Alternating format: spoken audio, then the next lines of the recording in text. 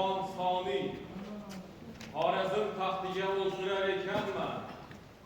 Ra'iyatni muazzam ishonchlarini oqlashga, mamlakatni adolat bilan idora qilmoqqa, ichki va tashqi siyosatda aql, idrok bilan ish ko'rmoqqa, qardosh el millatlarimiz bilan munosabatlarimizni yanada mustahkamlamoqqa, ilmu ma'rifat, san'at va adabiyot rivoji hamda bunyodkorlik ishlarida astoydil e'tiborli bo'lmoqqa amal qilurmen.